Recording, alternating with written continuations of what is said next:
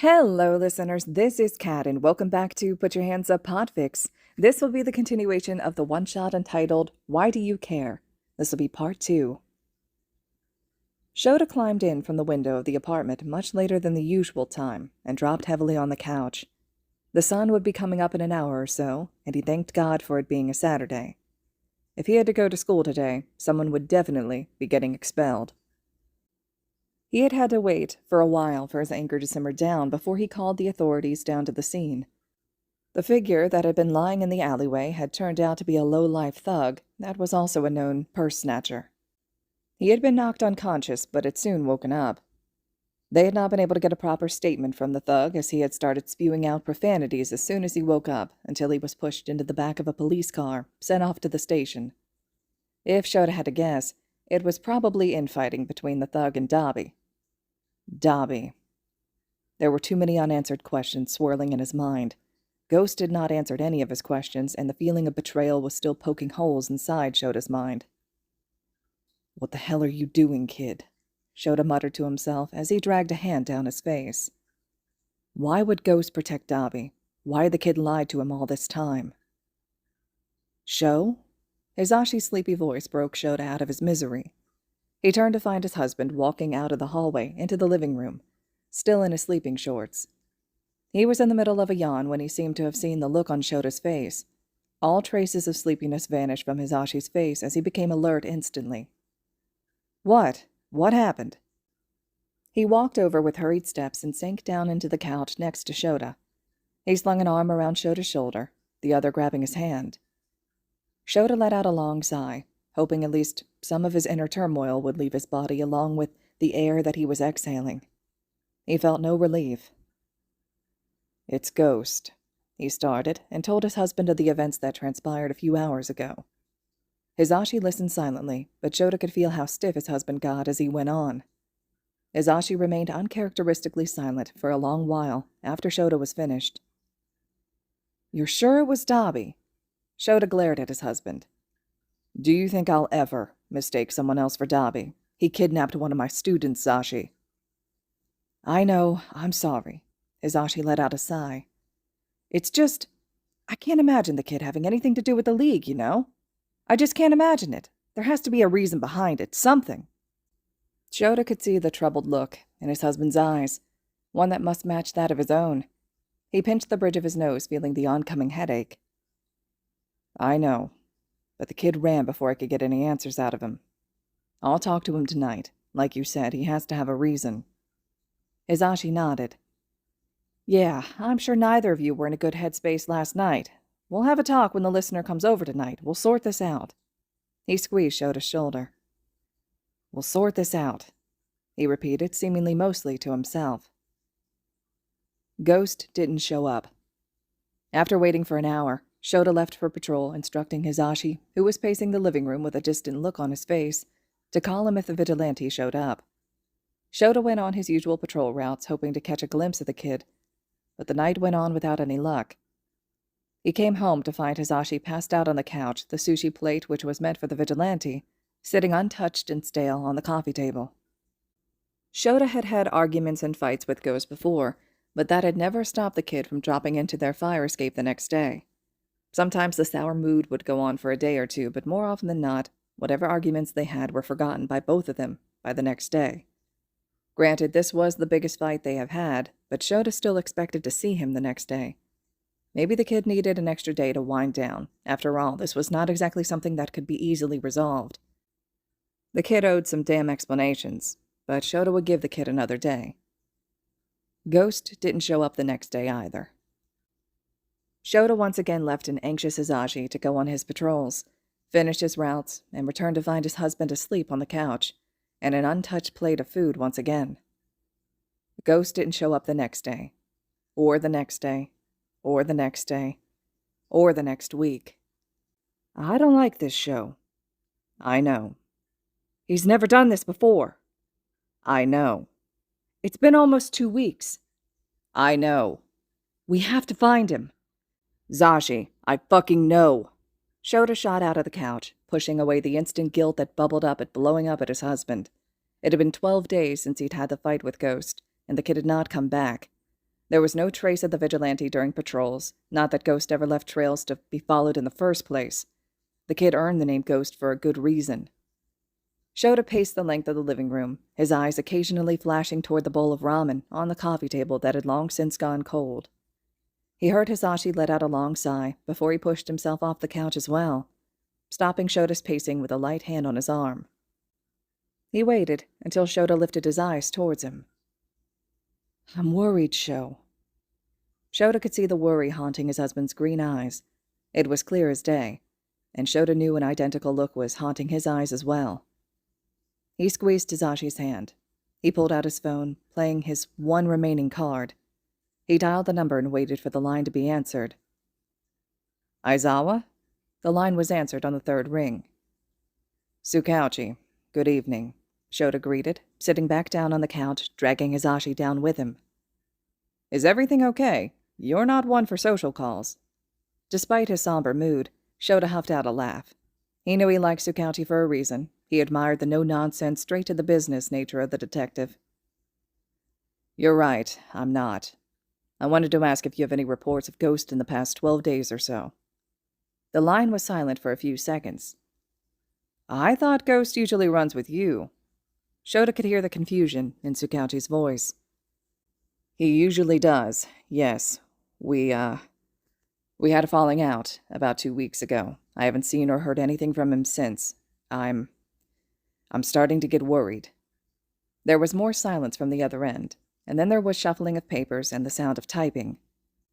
"There were a few takedowns in the past couple days without anyone stepping in to take credit. I never thought to write them up as Ghost's handiwork since I knew that he usually runs your patrol route, and these were way out of the way." Shota almost smiled. He indeed had reasons to like the detective. The way that the man simply gave Shota what he asked for, without probing for answers for the questions he certainly must be having, was a testament that the trust Shota placed in the man was well-deserved. "I've got 9 reports that came in between the past 8 days, knocked out criminals, no one taking credit for them, all from the Red Light District." Shota hissed out a curse. Red Light District was one of the places that even most pros avoided. Though there were no major crimes taking place on a regular basis, the district was overrun with petty criminals. The area was known to be full of trouble that heeded little reward, even if you got involved in it. As a result, it was mostly avoided by daylight heroes, and only very lightly patrolled by underground heroes. "Thank you, Tsukauchi," Shota replied. "Aizawa." Tsukauchi's hesitant voice came through as Shota was just about to hang up. "Tell me when you find him." The same worry that was running him and his husband to the ground echoed through the phone. "Will do," Shota promised and hung up. He turned just in time to see Hisashi adjust the hearing aid settings. He must have increased his sensitivity to hear the other end of the conversation. He placed a quick kiss on the corner of Shota's lips. "Go find him," Hisashi ordered quietly and stood up, bringing the cold bowl of ramen back to the kitchen to be thrown out. Shota left without a reply because he knew that Hisashi did not expect one.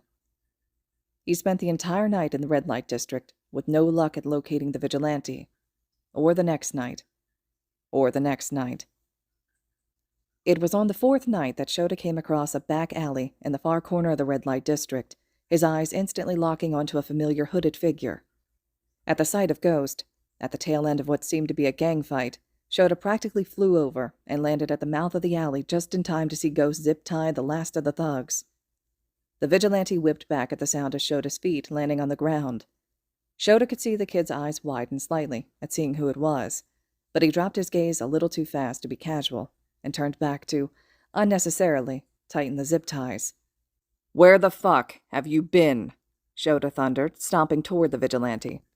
A small part of his brain nudged at him, saying this should not be the reaction to expressing how utterly relieved Shota was at the sight of the kid. But the other part that was still angry, for a whole different reason than the one he'd been angry at the kid for the last time, encouraged his actions.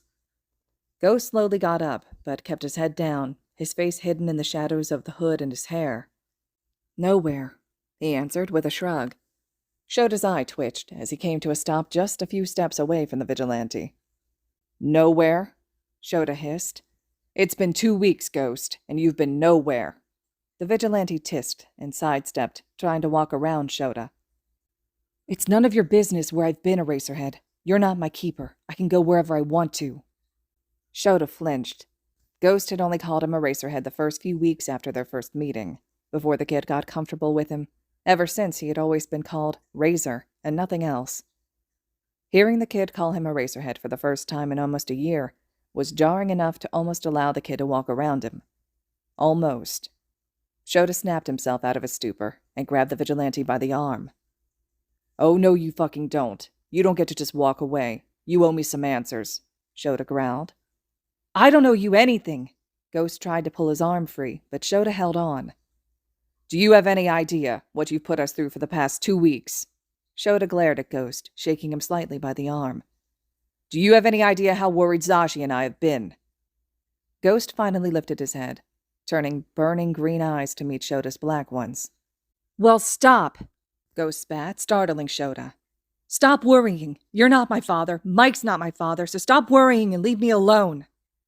Anger bubbled up in Shota's mind, sparked by the arrogant words of the vigilante, and his whole mind screeched to a halt. At a farther corner of his mind, a memory sparked up of the last argument he had had with the vigilante. Specifically, what he had screamed at Ghost in his rage-addled frenzy. "God, you sound like a bratty teenager bringing their junky boyfriend asking for their parents' approval. Well, guess what, Ghost? You may be a bratty teenager, and I don't have a fucking idea who Dobby is to you, but I am not your fucking father. I don't have to like him, nor will I ever." Realization hit Shota like a truck. Ghost took advantage of his stupefied state and pulled his arm free of Shota's grip. Just as the vigilante disappeared from Shota's peripheral view, his footsteps faded out as well. Shota snapped himself out and whipped around to find the alleyway empty, save for himself and the thugs that were unconscious on the ground. Shota called the police to inform them of the thugs and fled the alleyway the first chance he got. He headed straight home, disregarding the fact that there were a few more hours of patrolling left to complete. The whole way home felt like a dream, and he didn't even remember dragging himself through the window and crashing onto the couch. He sat there, staring blankly ahead. That was how Hisashi found him the next morning, still staring at the wall blankly. "Sho?" Shota felt the couch tip at the weight of Hisashi lowering himself down, a hand cautiously placed on top of his own hands, pulling them apart. Then only Shota noticed that he's been picking at his nails, a few already picked raw to an angry red. "Sho?" Hisashi tried again, gently squeezing Shota's hand. "What happened?" Shota finally turned his head, turning his bloodshot eyes towards his husband's worried ones. "I think I fucked up, Zashi." Hisashi's hand tightened around Shota's and nodded for him to continue. Much like the night 2 weeks ago, Shota recounted the events of the night, and Hisashi listened just as quietly. "Oh, Sho," Hisashi whispered once Shota was finished. Shota pulled one of his hands from Hisashi's grip and ran it through his hair, almost pulling at the roots. "I never stopped to think, Zashi. He never let himself get close to anyone. I was the only one he ever spoke to willingly. He willingly came to our home. He took off his mask in front of me, Zashi. I was the only one that he trusted, and I didn't give that trust back to him. Instead, I blew up at him." A single tear dropped from Hisashi's eye, but he stayed silent, letting Shota let it all out. Shota dropped his head, feeling his own eyes sting. "He looks so sad, Zashi. And it's all my fault," he whispered, feeling like he had swallowed a rock that was now sitting cold and deep in the bottom of his stomach, weighing him down. Hisashi squeezed Shota's hand, forcing him to lift his head to look at his husband. "You found him once," he stated, with determined eyes. "You'll find him again. We'll make this right." Shota spent the next 3 weeks roaming the red light district, hoping, praying to get a glimpse of the vigilante. But true to his name, the kid was a ghost. "There were 2 other uncredited takedowns since you found him in Red Light District. That was almost 2 weeks ago, and nothing since," Tsukauchi had informed him. Every night that passed without any news of the kid was cutting deeper gashes into Shota's heart. The last words the kid had spat at him echoed through his mind day and night. "You're not my father. Mike's not my father, so stop worrying and leave me alone." Shota sat on the couch with his usual pre-patrol coffee in hand. His eyes tracked as Hisashi busied himself in the kitchen. It had been nearly 5 weeks since Ghost had last come to the apartment, but Hisashi never missed to put together the dinner intended for a certain vigilante, always to be thrown out on the following morning. Shota could not bring himself to ask Hisashi to stop. He simply watched his husband put together today's dinner, tonkatsu, in a plate as he usually did, wrapping it in plastic wrap. Shota's eyes drifted towards the clock on the wall, reading 7:24 p.m. In a simpler time, Ghost usually climbed onto the fire escape right about now. He could almost hear the clang of boots landing on the fire escape. Wait. He did hear a clang. He would have thought that he had imagined the sound if Hisashi's head had not whipped up at the sound as well. Shota was up on his feet in a flash, on full alert. There was definitely the sound of footsteps right outside the window, but the footsteps were heavier than what they were used to hearing.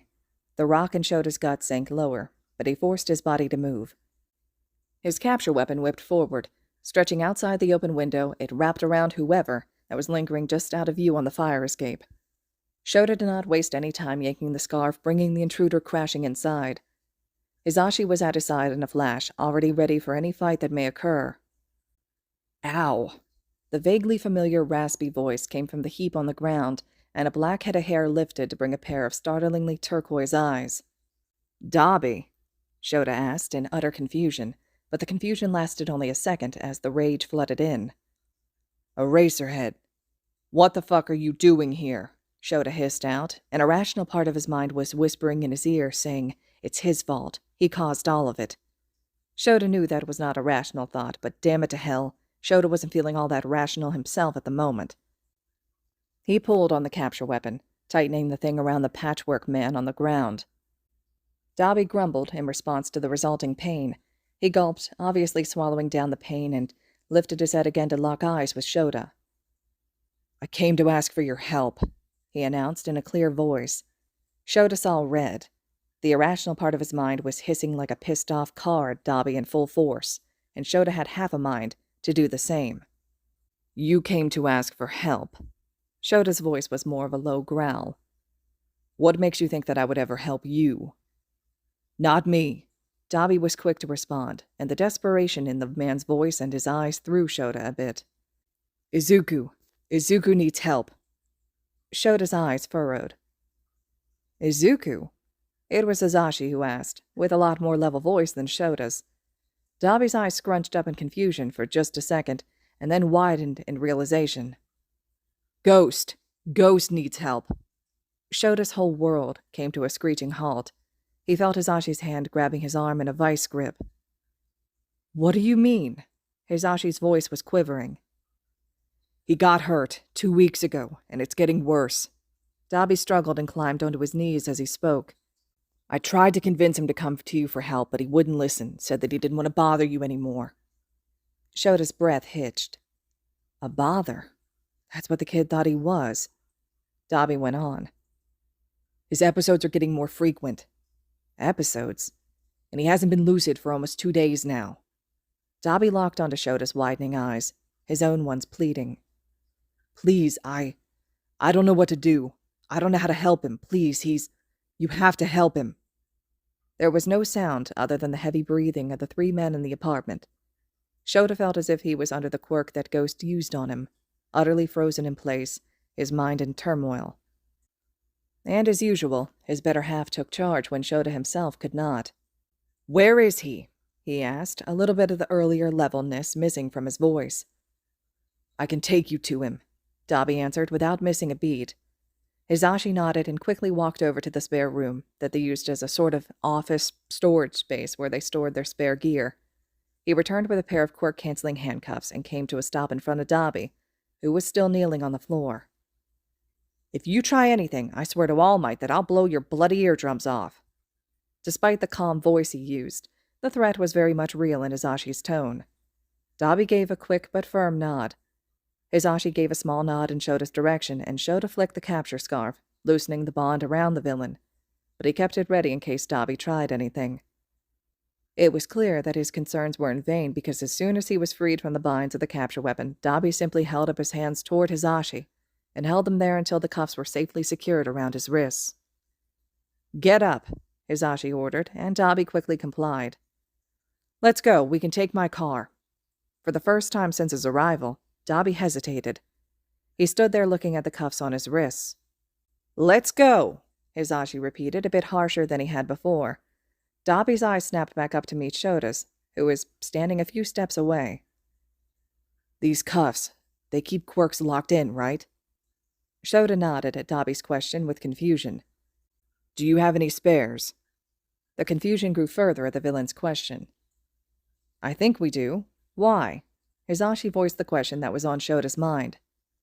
Grab one. You might need another pair. The look on the villain's face somehow compelled Hisashi to run back to grab another quirk-canceling cuff set, without question. Shota watched Dabi as he walked over to the door with slow and clear movements, as if he was forcing himself to appear as non-threatening as possible. The villain's strange behavior was making Shota edgy. Silence stretched on until they reached the car. Hisashi got into the driver's seat while Shota climbed into the back along with Dabi. Head towards the red light district, the villain instructed. Damn it. Shota knew that Ghost was patrolling the red light district, but to think that the kid was actually living in that shitty place. He couldn't see Hisashi's face, but he knew that his husband was thinking the same. They drove in relative silence apart from Dabi giving directions. Shota wanted answers, but right now, all his thoughts were occupied by a certain vigilante, and the worry that was doing somersaults in Shota's mind was not helping. Dabi directed Hisashi to stop a car at a building that looked like it was on the verge of collapsing. We're here, Dabi announced. Shota opened the car door and stepped out. Dabi obediently followed after him. You and Ghost live here? Hisashi questioned with poorly hidden dread. Dabi shrugged. At the moment, yeah. He ignored the boarded-up entrance in favor of walking towards the side of the building. We can't risk staying in one place for long, so we move around pretty often. We've been stuck here for far longer than we usually would at one place, but I couldn't risk moving Izuku the way he is now. Shota couldn't help but frown at the tone the villain was using. This was as far as it could be from the menacing tone he had used at the summer camp. To say that it was unnerving was an understatement. Izuku, that's Ghost's real name? Hisashi asked tentatively. Dabi, who was trying to pull the massive dumpster awkwardly with the handcuffed hands, stilled. There was conflict in his turquoise eyes when they flickered towards Hisashi, but only for a second. He closed his eyes and sighed in resignation. Then he got back to pulling at the dumpster again with more aggressive moves. Yes, he muttered. He's going to be mad that I told you that, but I'd rather him be mad at me than him being dead. Shota kept his eyes on the villain, but he could see the worried glance that Hisashi gave him from the corner of his eye. Dabi finally managed to pull the dumpster away, revealing an opening big enough to crawl through, leading into the possibly condemned house. The windows and other entrances are booby-trapped. This is the only safe way in, Dabi said, backing away. I can go in if you want me to assure you that it's safe, he offered. Hisashi looked toward Shota, and both gave a slight nod. After years and years of working and living together, they could communicate almost telepathically now. I'll go in first, you next, and Eraserhead will follow, Hisashi announced, reaching at his belt to pull out a small flashlight. Dabi simply nodded and backed away from the opening on the wall. Hisashi shined the penlight at the dodgy opening and crawled inside. Shota listened attentively for any sound of distress as his husband disappeared into the hole in the wall, but none came. All clear, his voice came from inside the building a few seconds later. Go, Shota said at Dabi, and the villain obediently did as ordered. Once he disappeared inside, Shota quickly followed, and straightened up immediately once he was inside. The inside of the building looked exactly like one would expect it to look, judging from the exterior. A dump. This way. Dabi started walking down the hallway on the right. Hisashi shined the penlight and walked close behind Dabi, and Shota followed suit. Dabi stopped in front of a rather sturdy-looking door in comparison to the rest of the structure, and pulled out a set of keys from the pockets of his long jacket. He then started to unlock several deadbolts and padlocks that had obviously been recently installed. Shota's hands tightened on the capture weapon, and the anger bubbled up in his chest. As it turned out, his thoughts were shared by his husband. Why the hell is there a door locked from the outside, Dabi? There was a dangerous edge to Hisashi's voice. Dabi unlocked the third padlock and moved on to the fourth. I wasn't locking him in or anything, if that's what you're worried about. He quickly opened the 5th lock, which was a deadbolt. "Like I said, he's been delirious for more than 2 days now, and I was worried that he'd wander out once I left him alone to come get you." After the 7th lock was opened, Dobby pushed the door open. "Not that a few flimsy deadbolts would stop him if he wanted to leave," Dobby muttered, and Shota wasn't sure if he meant for that last part to be heard, but the quiet night carried even the smallest of sounds far inside the abandoned apartment. The smallest sounds, such as the labored breathing coming from inside the now-opened room. Shota held his breath as he walked into the room behind Dobby and Hisashi. As opposed to the rest of the apartment building, the lighting in this room was functioning. It was dim and cast many shadows, thus making the scene inside that much grimmer. The room was in disarray. A chair was toppled at one side of the room, and many books, papers, empty water bottles, rags, and miscellaneous clothing items were scattered throughout the entire floor. It looked as if a tornado had passed through the room. A tattered tatami mat was tucked in the far side of the room, and curled on it was "Ghost!" Shota cried and ran towards the boy, forgetting all about the potentially dangerous villain closely affiliated with the League of Villains that he was supposed to be watching. He crashed onto his knees beside the tatami mat, his hands hovering over the vigilante that he'd been looking for relentlessly for 2 weeks. Ghost looked bad. He was shirtless, laying on his back with his head turned to the side. A thin blanket was pulled up to his chest. His face was flushed and glistening with a sheen layer of sweat. His hair was plastered to his forehead, and his breathing was labored and ragged. Shota gingerly laid a hand over the boy's forehead and hissed. He was burning up. "What happened?" He whipped back to see Dobby standing on the other side of the room, shoulders hunched and looking dejected, but looked up at Shota's voice. "He got hurt 2 weeks ago. I think it was a stab wound, on his side." Shota hurriedly pulled the blanket down to reveal flimsily done bandages which were soaked in blood. Panic rose through Shota's chest, making him feel ice cold. "I didn't know he was hurt. He didn't tell me," Dobby went on. "He hasn't been talking to me since the alleyway." The guilt was seeping through Dobby's voice. "I only saw the wound when he collapsed all of a sudden 2 weeks ago. By then he already had a fever, and I tried cleaning the wound and tried giving him antibiotics, but those didn't work. I tried to convince him to go to you, but he wouldn't listen." Dobby seemed to have realized that he was rambling and stopped to take a deep breath. Please, I don't know how to help him." Shota's eyes widened at the sight of tears glistening in the villain's eyes. His brain was telling him that he couldn't trust this man, that he was a villain, and that he was evil. But what he was seeing was saying something different entirely. A quick look at Hisashi told Shota that his husband was also in a similar confused state, but dutifully kept close to Dobby, evidently having taken over Shota's forgotten job of keeping an eye on him. In lieu of battling out his confusing emotions, Shota turned away from the flame user, trusting Hisashi to protect his back, and turned back towards the feverish teenager on the mat. "The wound is infected. We have to take him to a hospital now." "No!" Shota startled, and his hand automatically went to grab at his capture weapon, whipping around at the loud protest. Dobby took a step forward with a look of utter fear in his eyes, but stopped at the low growl that escaped Hisashi's throat.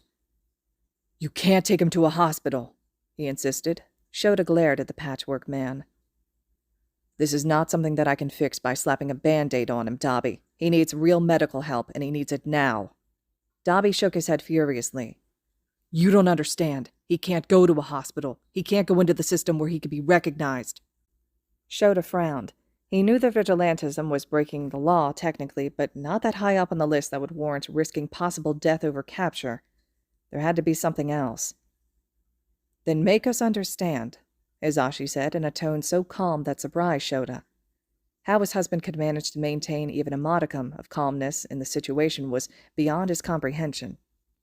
Dobby's eyes shifted between the two heroes and the unconscious teenager. He bit on his scarred and stapled lip, a silent war raging in his eyes. A few seconds later, he closed his eyes and let out a breath and dropped his shoulders in defeat. Izuku's running from someone bad. He's under the impression that Izuku is dead, and if he learns otherwise..." A shudder ran through Dobby's whole frame. "If he learns that Izuku's alive, then there won't be anything that could stop him from coming after him, and Izuku..." Dobby opened his eyes to look into the depths of Shota's eyes. forcing him to understand. Izuku would rather die willingly than fall into his hands. Well, the kid most definitely will die if we don't get him to a hospital right now. We're heroes, we can protect him if it comes to that. Shota snapped, and Hisashi nodded along. Dabi let out a laugh that was utterly devoid of humor. Not from him. Nobody can protect Izuku from that monster. Something about Dabi's tone made Shota believe him, which begged the question. Who? Hisashi voiced the same question. Who is it? Shota wasn't sure if Dabi would have answered, but all three adults in the room were distracted before he could even attempt to answer by the sound of a gasping breath. Shota whipped back towards Ghost just in time to see his green eyes snapping open. His glowing green eyes. Several things happened all at once, all in the span of 1 single second, but it seemed to happen in slow motion. 1. Shota heard a loud yelp behind, making him snap his head back. 2. He saw Hisashi tipping to the side, fumbling to regain his balance. 3. He saw Dabi snatch his arm back, which he had used to shove Hisashi and leap towards Shota. 4. Shota's hand snapped towards his weapon, readying for a counterattack. 5. He saw Hisashi, now regained his balance, draw in a breath ready to unleash a quirked attack on Dabi. 6.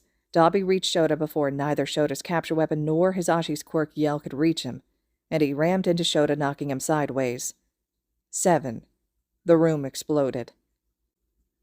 Shota got knocked to the side by Dabi, and something smacked into Dabi himself, sending him crashing into the other direction. Shota quickly scrambled up, tucked against the wall, trying to figure out what was happening, and froze. There was, for lack of a better word, a tornado strong enough to send the few items of furniture in the room up into the air, hazardously whipping around the room. Hisashi was laying, balled up on the ground, trying to cover his head with his arms. He watched the single chair, which had been toppled to the side, whip one more time before smashing against the wall and shattering to hundreds of pieces, adding more shrapnel to the raging tornado. And at the eye of the swirling angry winds was Ghost. Shota watched with utter bewilderment at the vigilante that was levitating several feet off the ground, unfocused and unseeing eyes open, glowing toxic green. The few items that were in the room were trapped in the strong wind, swirling around Ghost, who was floating at the epicenter of the unnatural tornado. What the hell? He was suddenly snapped out of his stupor by a hand shaking him roughly by the shoulder. He turned to see the turquoise eyes of Dabi looking at him with urgency and fear. Your quirk! Use your fucking quirk! He yelled, and the rest of Shota's mind snapped back to reality. He snapped his head back towards Ghost, this time his vision tinged red, as his quirk activated.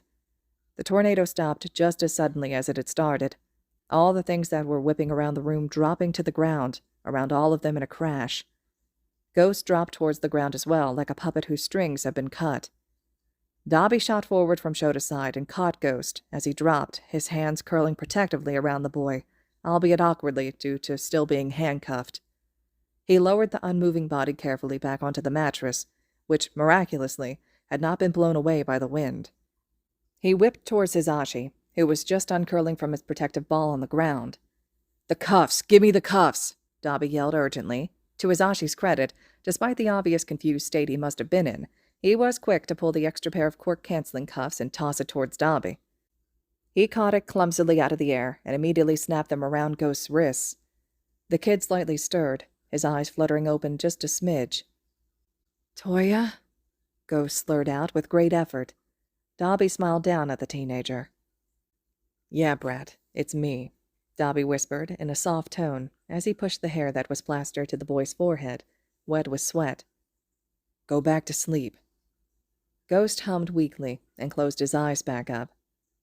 The room was dead silent for the next few seconds apart from Ghost's labored breaths. What the hell was that? Shota finally broke the silence. Dabi let out a heavy breath and looked toward Shota with a look of utter defeat. Help him. Don't involve hospitals, and I'll tell you everything, he muttered. I'll tell you everything you need to know, but only after he's been helped. Shota wanted to argue. He wanted to take the villain by the collar and shake the answers out of him. But he looked at the destruction around the room and the sweating form of the vigilante that he could no longer deny caring for. The decision was already made for him. Answers will have to wait. Fine, Shota relented. Still, I can't help him by myself. I don't have enough resources nor the expertise to do so. He got back up from where he had been knocked down by Dobby and walked over to the boy. A part of Shota's mind realized that Dobby had not knocked him down, but had knocked him out of the way of a flying piece of furniture, which had slammed into Dobby instead. He also realized, had he not been pushed out of the way, the said piece of furniture would have slammed into his head instead of Dobby's side, and would have most definitely resulted in a concussion, if not worse. He ignored that particular piece of information, tucking it into a far side of his mind. He would come back to think what it meant at a later time. Shota knelt by Ghost's side and carefully gathered the kid, lifting him into his arms. Dobby scooted back, allowing Shota to take his place. Only option I have is UA. He could see the alarm flash across Dobby's face and was quick to follow through. I can call a favor from Recovery Girl. No hospitals or any other heroes will be involved. I'll give you my word. Dobby gritted his teeth for a moment, but ultimately let out a sigh and gave a curt nod. By the time Shota rose, cradling Ghost's unmoving body, Hisashi had also gotten up. Dobby followed silently behind Shota while Hisashi took the rear. Climbing out of the hole in the wall, carrying Ghost was harder than it had been climbing in. After they had gotten back into the car, Hisashi started driving towards UA. Shota dug out his phone from his pocket, cradling the kid carefully with the other arm. He already had Chio on speed dial, and it took only 2 rings for the youthful heroine to pick up the phone, despite the ungodly time of the call. Aizawa-kun, Chio's calm voice came through the line. Recovery Girl, remember Okinawa. I'm calling in that favor, no questions asked, Shota said without any preamble. We'll be at UA in about 20 minutes, and we'll be using the back entrance. Understood. I'll be waiting for you, she answered, before the line went dead. All right, listeners, this concludes the second part to Why Do You Care? This is going to be a total of 3 parts, so the next one will be the last part to this one-shot.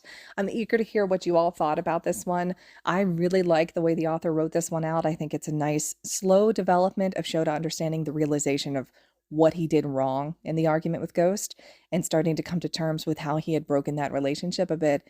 And also the way that the author slowly reveals like this change in Dobby compared to how he was at the summer camp arc and what, Shota and Hisashi recognized Dobby as versus what he is now when he's with Izuku. So I think that that's a really nice development as well, along with all this underlying subtext of like why Izuku can't go to hospitals and what's he running from and things like that. So I like the mystery component here and the way that it's just a nice build up. So let me know what you all thought as well. I'm really eager to hear those thoughts and reactions. Drop them in the comments below. And as always, thank you all so much for listening.